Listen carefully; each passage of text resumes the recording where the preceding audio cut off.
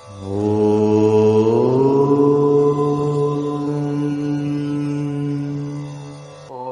ஸ்ரீ குருப்யோ நமஹ. ஹரிஹி ஓம். ஜெய் புவனேஸ்வரி. குருர் பிரம்மா குருர் விஷ்ணு குருர் தேவோ மகேஸ்வரக குரு சாட்சாத் பரபிரம்மா தஸ்மை ஸ்ரீ குருவே நமக. சாய்ராவ் நியூமராலஜி சேனல் வியூவர்ஸ் அனைவருக்கும் வேத ஜோதிடர் பிரகாஷ் நரசிம்மனின் அன்பான வணக்கங்கள்.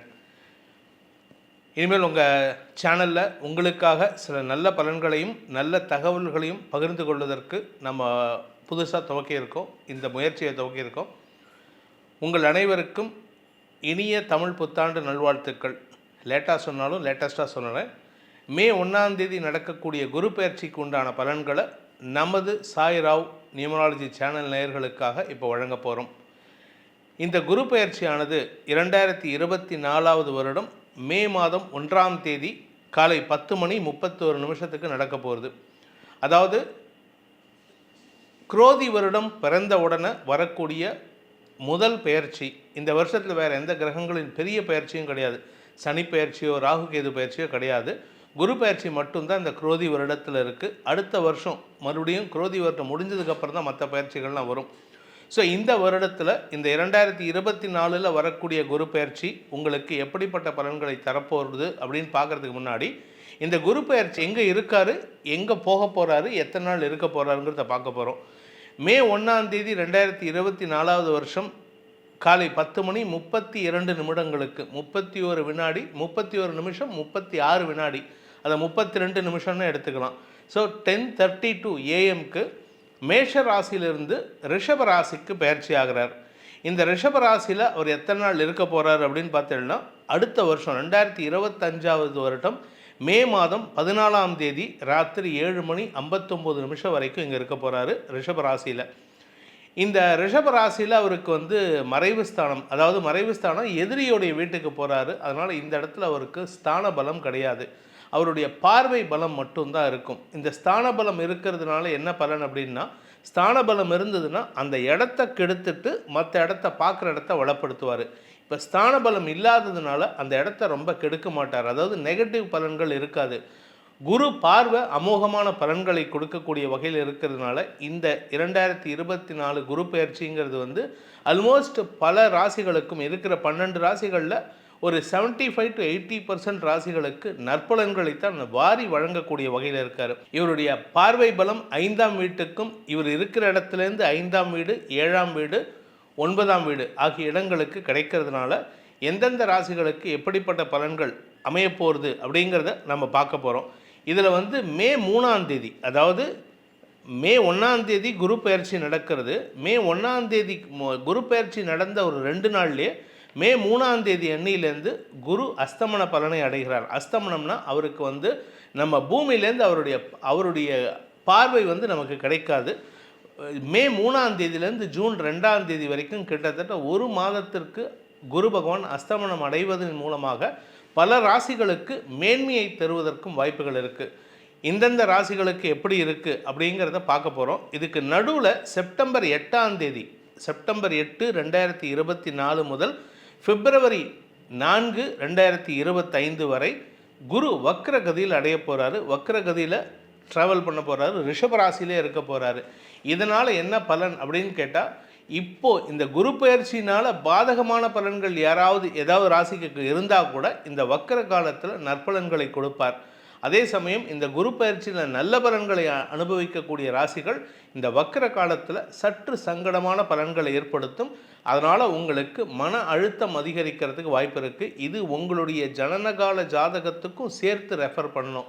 ஏன் அப்படின்னு கேட்டால், உங்கள் ஜனனகால ஜாதகத்தில் நீங்கள் பிறக்கும் பொழுது உங்கள் ஜாதகத்தில் குரு பகவான் வக்ரகதியில் இருந்தால் இப்போது இந்த பிப்ரவரி மாதம் வரைக்கும் செப்டம்பர் 8 முதல் பிப்ரவரி 4 வரைக்கும் குரு வக்ர காலத்தில் உங்களுக்கு அமோகமான பலன்களையும், நேர்கதியில் இருக்கக்கூடிய காலத்தில் சற்று சங்கடமான பலன்களையும் கொடுப்பார்.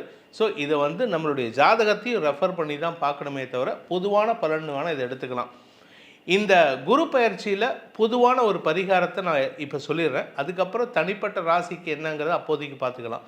பொதுவான பரிகாரம் அப்படின்ட்டு பார்த்தீங்கன்னா, மகான்கள் தரிசனம் செய்வது, அதாவது மகான்கள்னால் சித்த புருஷர்களை தரிசனம் செய்வது, அல்லது சந்நியாசிகளை தரிசனம் செய்து அவர்களின் ஆசீர்வாதத்தை வாங்குவது, அல்லது குருமார்களை தரிசித்து ஆசீர்வாதம் வாங்குவது, குரு ஸ்தலங்களுக்கு சென்று தரிசனம் செய்வது, பழனி இந்த மாதிரி இடங்களுக்கு, தென்குடி திட்டை இந்த மாதிரி இடங்களுக்கெல்லாம் சென்று அங்கே இருக்கக்கூடிய குரு பகவானை வழிபட்டு வருவது மேன்மையை ஏற்படுத்தும்.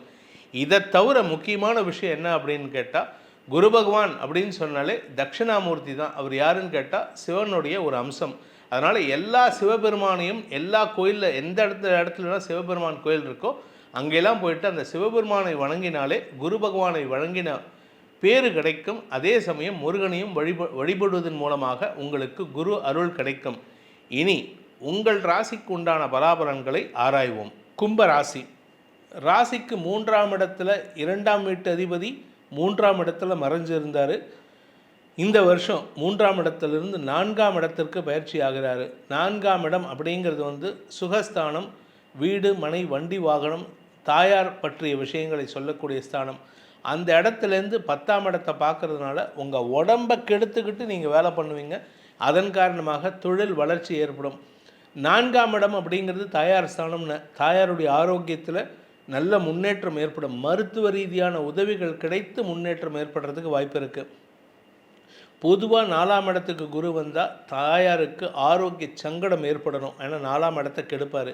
ஆனால் உங்களை பொறுத்த வரைக்கும் இந்த குரு பயிற்சி உங்களுக்கு கெடுதலை ஏற்படுத்தாது தாயாருக்கு. அதனால் நீங்கள் அம்மாவை பற்றி கவலைப்பட வேண்டாம். உங்கள் அம்மாவுடைய ஹெல்த் நல்ல முன்னேற்றத்தை அடையும். உங்கள் ராசிக்கு 8ஆம் இடத்தை குரு பார்க்க போகிறாரு. 8, 10, 12. அதனால் கடல் கடந்து பயணிக்கிறதுக்கு உண்டான யோகம் ஏற்படும். சிலருக்கு இப்போ குரு 4ஆம் இடத்துக்கு போகும்பொழுது சனி 2ஆம் இடத்துக்கு வரப்போகிறாரு. குடும்பத்தை விட்டு பிரியறதுக்கு உண்டான யோகத்தை, குடும்பத்தை விட்டு பிரிஞ்சு போகிறதுக்கு உண்டான யோகத்தை ஏற்படுத்தும். இதில் 2 பிரிவு இருக்குது. ஒரு பிரிவு கணவன் மனைவி உறவுக்குள்ளார பிரச்சனையை உண்டு பண்ணி பிரிவுபடுத்துறது. இன்னொரு பிரிவு உங்களுக்கு வேலை, இத்தனை நாளாக வேலை இல்லை, கடந்த 1 வருஷமோ 1.5 வருஷமோ வேலை இருந்திருக்காது. அந்த வேலையை பறிகொடுத்தவர்களுக்கு வேலை கிடைத்து கொஞ்சம் கம்மி சம்பளம் இருக்கும். ஆனால் நீங்கள் ஃபாரின் போங்க, உங்களுக்கு அங்கே தான் வேலை கொடுக்க முடியும். இல்லை தமிழ்நாட்டை விட்டு, சென்னையை விட்டு, இல்லை நீங்கள் இருக்கக்கூடிய கோயம்புத்தூரை விட்டு, இல்லை திருநெல்வேலியை விட்டு நீங்கள் நார்த் இந்தியாவுக்கு போங்க, அப்போ தான் உங்களுக்கு அந்த வேலையை கொடுக்க முடியும். உங்கள் தகுதிக்கு உண்டான வேலை அங்கே தான் இருக்குது அப்படின்னு சொல்லிட்டு உங்களை குடும்பத்தை விட்டு பிரித்து கொண்டு போகிறதுக்கு உண்டான வேலை கிடைக்கும். அதை மறுக்காமல் ஏற்றுக்கொள்ளுங்கள். உங்களுக்கு வளர்ச்சி ஏற்படும். குடும்பத்தை விட்டு பிரிஞ்சு போனீங்கன்னா வருமானம் வரும். இல்லை நான் குடும்பத்தோட அப்பா அம்மா கூட தான் இருக்கணும், அப்பா அம்மாவை நான் பார்த்துக்கணும் அப்படின்னா வருமான குறைவு ஏற்படுறதுக்கு வாய்ப்பு இருக்குது. ஸோ இந்த ஆண்டை பொறுத்த வரைக்கும் இந்த குரு பயிற்சியானது கும்பராசிக்கு சுகஸ்தானத்துக்கு குரு வரதுனால ஆரோக்கிய குறைபாடு ஏற்படுறதுக்கு வாய்ப்பு இருக்காது. அதனால் நீங்கள் கவலைப்பட வேண்டாம். பட் உடம்பை கெடுத்துண்டு உழைக்கணும். உடம்பை கெடுத்துண்டு உழைச்சாதான் தொழில் முன்னேற்றம் ஏற்படும். உடம்பை கெடுத்துண்டு உழைச்சாதான் வியாபார வளர்ச்சி ஏற்படும். உடம்பை கெடுத்துண்டு உழைச்சாதான் உத்தியோக மேன்மை ஏற்படுறதுக்கு வாய்ப்பு இருக்குது.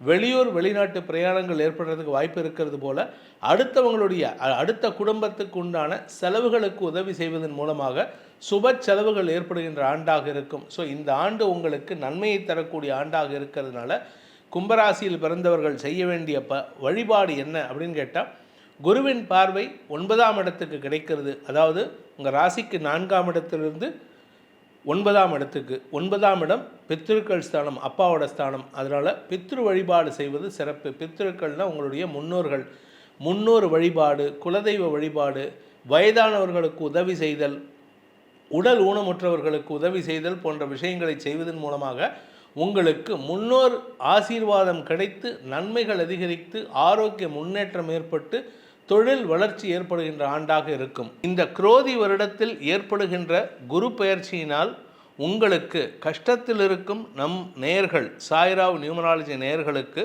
கஷ்டங்களிலிருந்து விடுபட்டு விமோசனம் அடைந்து சந்தோஷம் ஏற்பட்டு மன நிம்மதி, ஆரோக்கிய முன்னேற்றம், பண வருமானம், கடன் பிரச்சனைகள் முடிவுக்கு வருதல் போன்ற அனைத்து யோகங்களும் உங்கள் அனைவருக்கும் ஏற்பட வேண்டும் அப்படிங்கிற பிரார்த்தனையை அடியேனின் பிரார்த்தனையாக அந்த குரு பகவானின் பாதார விந்தங்களில் சமர்ப்பித்து உங்கள் அனைவருக்கும் நல்வாழ்த்துக்களை தெரிவித்துக்கொண்டு உங்களிடமிருந்து விடைபெறுவது உங்கள் வேத ஜோதிடர் பிரகாஷ் நரசிம்மனின் அன்பான வணக்கங்களுடன்.